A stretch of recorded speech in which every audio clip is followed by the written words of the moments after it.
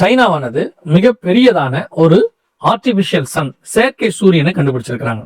இதெல்லாம் என்ன அப்படின்னா, இது எதற்காக அப்படின்னு கேட்டீங்கன்னு சொன்னா, செயற்கை எனர்ஜி, அதாவது 100 டிகிரி செல்சியஸ் உருவாக்கக்கூடியதான ஒரு செயற்கை எனர்ஜி. இதுல என்ன ஸ்பெஷாலிட்டி அப்படின்னா, அவங்க சொல்றது எதுக்காக கண்டுபிடிச்சாங்கன்னா, பொதுவாக சூரியன்ல இருந்து வரக்கூடியதுல நம்ம நிறைய விதமான வாயுக்கள் இருக்கும். அதாவது hydrogen, nitrogen, carbon di oxide இதெல்லாம் நிறைய இருக்கு இல்லையா. இதுல முழுக்க முழுக்க கார்பன் டை ஆக்சைடு இல்லாதபடிக்கு செய்யக்கூடிய அளவுக்கு, அதாவது மனிதனுக்கு கேடு விளைவிக்கக்கூடியதான அந்த வாயு இருக்கக்கூடாது அப்படின்றது அவங்களுடையதான ஒரு காரியம். அதுல இருந்து இவங்க என்ன பண்றாங்கன்னா, ஒரு மேக்னெட் அவங்க பண்ணி அதை ஃபியூஷன் ஆக்கி அதுல இருந்து வரக்கூடியதான அந்த பிளாஸ்மான்னு சொல்லுவாங்க. இதை வச்சுதான் அவங்க என்ன பண்றாங்க, ஒரு ஆர்டிபிஷியல் ஒரு எனர்ஜியை உண்டாக்கி அது எலக்ட்ரிசிட்டிக்கு எல்லாத்துக்கும் அவங்க செய்யறாங்க. சரி, இதுல நமக்கு என்ன இருக்கு அப்படின்னு கேட்டீங்கன்னா, இது ஒரு டெக்னாலஜி தானே, இது ஒரு அறிவியல் கண்டுபிடிப்பு தானே, உலகத்திலேயே ஃபர்ஸ்ட் சைனா செய்து அது மனிதனுடைய மிக பெரிதான கண்டுபிடிப்பு அப்படின்னு அவங்க சொல்றாங்க. நான் என்ன அம்மா எப்பவுமே பிப்ளிக்கலா தான் நம்ம பாக்குறோம்னு வச்சுக்கோங்களேன். இதுக்கு முன்னாடி ஜெர்மனி இப்படி ஒண்ணு செஞ்சாங்க, அதுக்கு முன்னாடி சைனா தான் ஆரம்பிச்சிச்சு, அப்புறம் ஜெர்மனியும் செஞ்சாங்க. இப்ப இவங்க செஞ்சு அதை சக்சஸ் பண்ணி இப்போ 2030க்குள்ள ஒரு செயற்கை எனர்ஜி நமக்கு கொண்டு வரதுக்கான எல்லா வேலையும் அவங்க செய்யறாங்கன்னு சொல்றாங்க. சரி, இதுல ஏதாவது தப்பு இருக்குதா அப்படின்னு கேட்டீங்கன்னா, எரேமியா 33:20 ஆண்டவர் சொல்றாரு, பகல் காலத்துக்கும் காலத்திற்கும் நான் பண்ண உடன்படிக்கையை மாத்தக்கூடாது அப்படின்றாரு.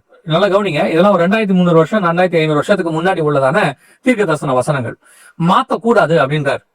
பைபிள் முழுக்க நீங்க பாத்தீங்கன்னு சொன்னா, சாயங்காலம் விடியற் காலமாகி 1ஆம் நாள் ஆயிற்று. ஆண்டவர் என்ன பண்றாரு, இரவு பகல் ஆண்டவர் உண்டாக்கினார் என்று சொல்லி 1ஆம் அதிகாரத்துல பார்க்கிறோம். அதை தாண்டி நோவா காலத்துக்கு பிறகு சீதோஷ நிலை, காலநிலை இது எல்லாத்தையும் ஆண்டவர் அமைக்கிறாரு அப்படின்னு சொல்லி நம்ம பார்க்கிறோம்.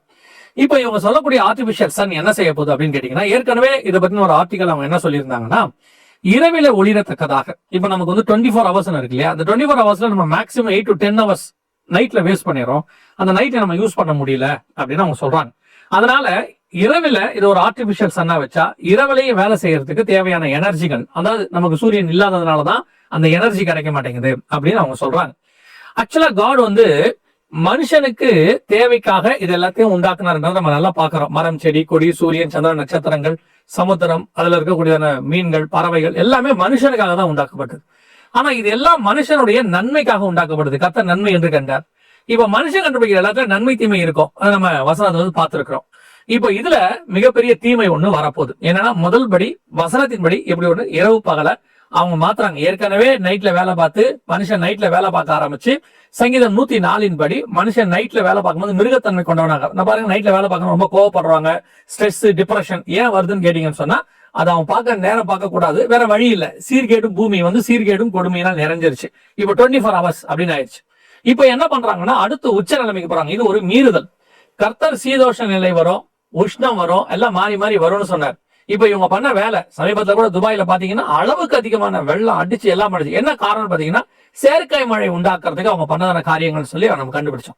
இந்த மாதிரிதான் மனுஷன் செயற்கையா எதை பண்ணாலும் அதுக்கு பின்னாடி ஒரு பின்விளைவு இருக்கும். அதை கண்டுபிடிக்கும் போது அதுல இருக்க நன்மை மட்டும்தான் அவன் பேசுவான், அதுக்கு பின்னாடிதான் அதுக்கு இருக்கிற ஒரு தீமை வெளிப்படும். இப்ப ஆர்டிபிஷியல் சன் மிகப்பெரியதான ஒரு தீமையை உண்டாக்க போது பின்காலத்துல அதை பத்தி தெரிய போறோம். கார்பன் டை ஆக்சைடு தேவையில்லையான்னு கேட்டீங்கன்னா, கார்பன் டை ஆக்சைடும் தேவை. மரம், செடி, கொடிகளுக்கு அது தேவைப்படுகிறது. இப்போ மனுஷனுக்கு ஆக்சிஜன் தேவைன்னா அதுதான் கர்த்தர் அப்படி அமைச்சு வச்சிருக்கிறார். ஒரு சாதாரணமா நமக்கு ஒரு 5வது 6வது படிக்கும்போது சொல்லி கொடுத்த பாடம் இது. இப்ப கார்பன் டை ஆக்சைடே தேவையில்லை அப்படின்னு எடுக்கும்போது என்ன ஆகும் பாருங்க.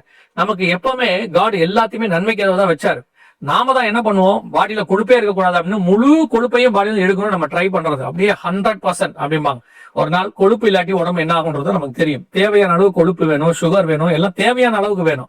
அளவுக்கு அதிகமா தான் இருக்கக்கூடாது. நம்ம சில நேரத்துல அதை குறைக்கிறேன்னு சொல்லி இல்லாம பண்ணும்போது ஒரு பிரச்சனை வரும். அதே மாதிரி தான் இப்ப இவங்க பண்ண போறது, இரவை இல்லாமல் பண்ணணும், மனுஷன் எனர்ஜி அதிகமா எடுக்கணும், தேவையான அளவுக்கு எனர்ஜி சூரியனை விட அதிகம்னு இவங்க சொல்றாங்க. ஒரு காலம் கர்த்தர் படைப்பை விட அதிகமான படைப்பை இவர்களால் செய்ய முடியாது.